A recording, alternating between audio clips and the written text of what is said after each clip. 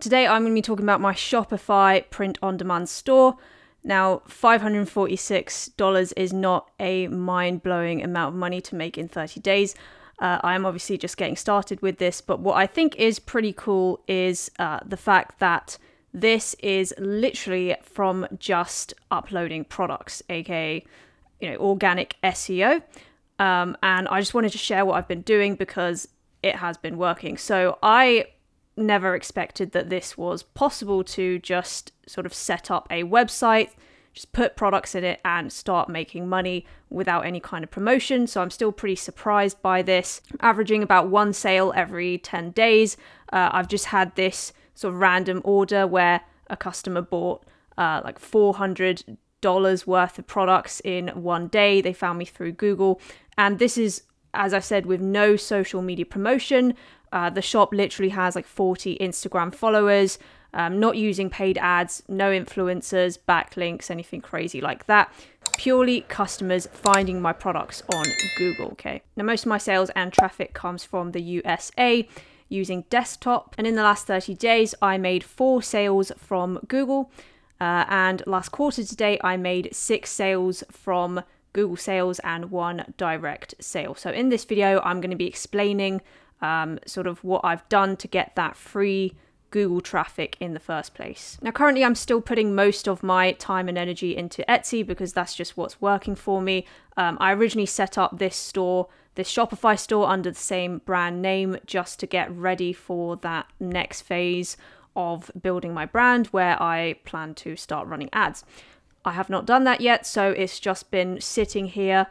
Never expected to get any sales organically, so I'm hoping that this video will encourage POD sellers to start making their own domain stores, now knowing that this is actually possible. And obviously this is pretty exciting news for all the Etsy and Amazon print-on-demand sellers out there who are considering this, because you don't really want to be reliant on these external marketplaces. They take a lot of fees and they could ban you anytime. I mean, well, Shopify can still ban you for selling illegal things, but really just like owning your own domain and asset is extremely valuable. Now, the general attitude towards organic Shopify POD is pessimistic, and I think for good reason. I think these Reddit comments pretty much reflect what I've seen most people think about this. Countless POD sellers saying that they just can't get the same level of traffic that the marketplaces give them to their own website.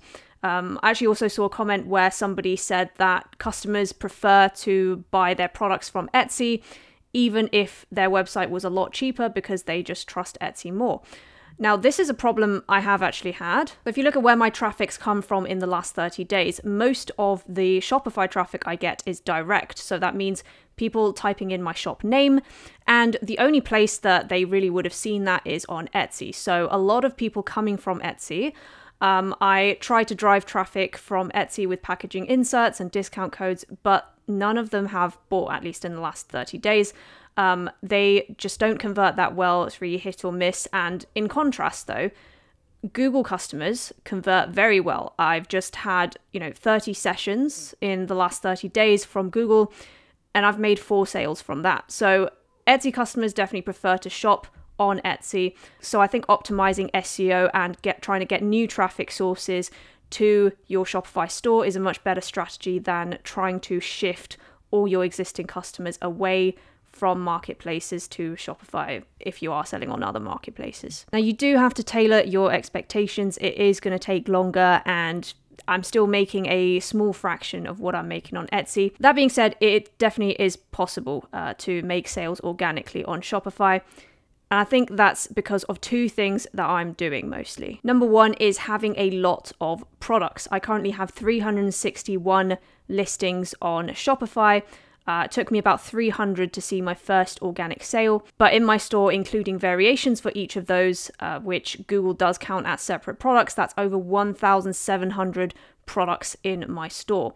And those listings, you do need to put a lot of high demand keywords in the meta descriptions, titles, tags, image, file names, and the alt text for those products. And number 2, very important, is connecting Google Shopping feed via the Google Merchant Center. So this lets your product show up in Google Shopping. So that's not these listings up here, which are paid ads. You need to pay for these.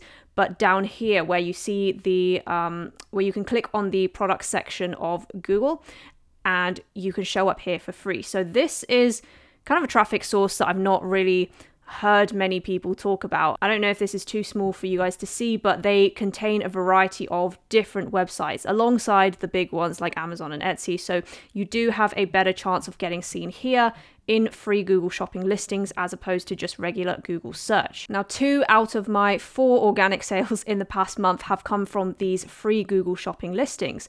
Remember, only 30 people from Google saw my store. So I think this is the most likely place that you will get found on Google, but many people just don't connect this. And I know the way it says marketing and campaign is a bit misleading, because these were completely free. So once you connect this, your Google Shopping listings are generated and put into Google Shopping every time you upload a new product. I'll be talking about this stuff later in more detail. And obviously there's a lot more things you can do. You know, you need to make your site look trustworthy, etc. But if I go through all of those, this video would be 2 hours long. So it's just about the main organic traffic techniques that I've mentioned, really. Now, firstly, to give you a brief summary of how I do keyword research for Shopify and where I put those keywords. In my product pages, I use either the keywords I've researched for Etsy SEO, because I am an Etsy seller, or these high demand keywords from Google Keyword Planner that relate to any of my products. So this is a free tool. It's provided by Google. You just need to sign up for an account and you search your keyword and it will suggest you a list of keywords. So what I did is basically collect a list of about 30 keywords relating to my products and my niches that had over 1,000 monthly searches. And then I sprinkle them throughout the meta titles and descriptions for my products. Now, the easiest way to do this without just listing them one by one, which is not great for Google SEO, is to ask ChatGPT or an AI of your choice, Claude, whatever, to write you a description containing those specific keywords with your product's unique features using a prompt such as this one. It's just an example that I wrote.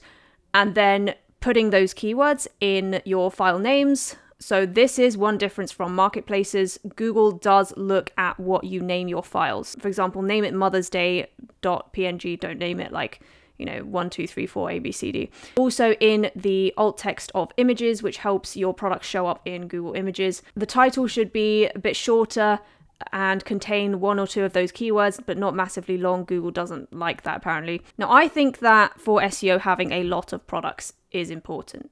If you're doing a one product dropshipping store, SEO is just not going to be the best strategy. I think where SEO works best when shops have a lot of products.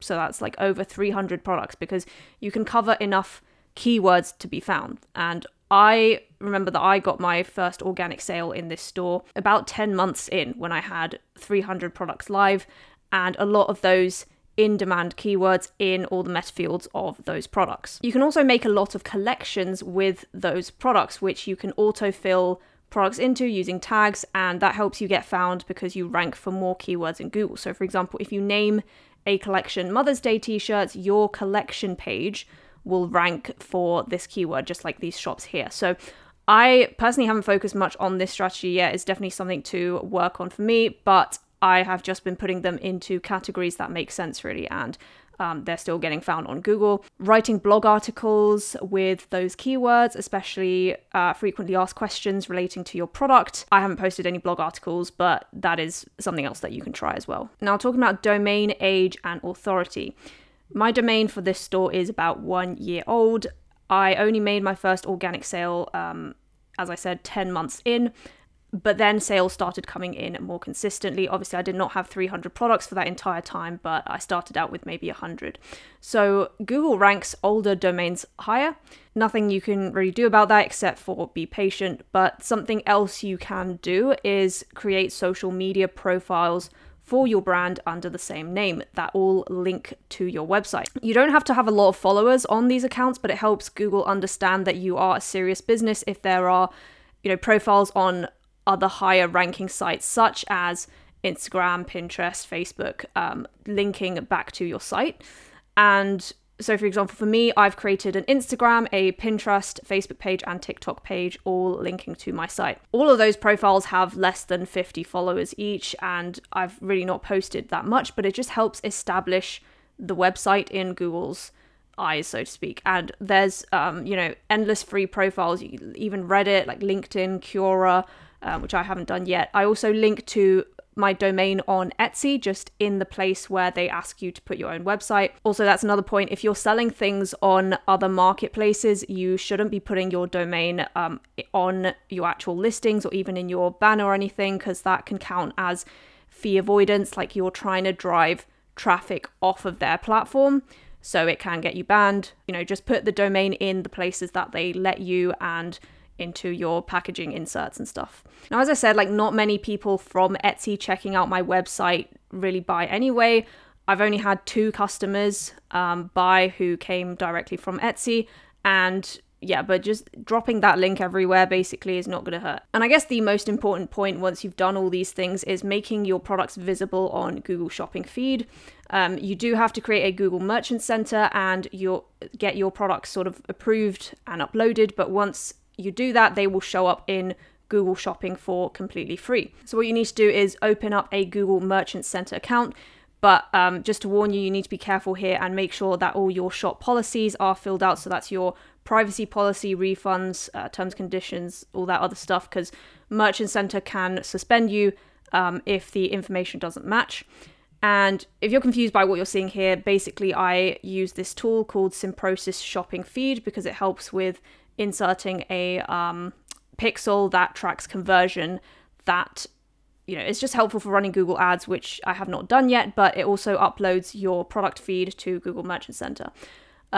But anyway, that's, if you're not planning to run Google ads, just ignore that. Yeah, there's plenty of tutorials out there of how to open Google Merchant Center. I'm not going to go through the entire thing in this video, but essentially you just need to connect your products to Google Free Shopping. Once you do that, your products will show up on Google for free.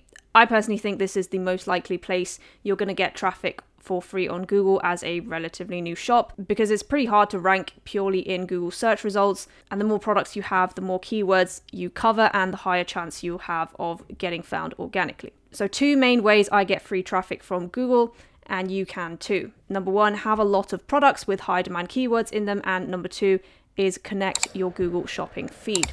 If you want to learn how I make Etsy print-on-demand sales for free, you can watch this video on screen right now. Hope you found this video useful, and I'll see you in the next one.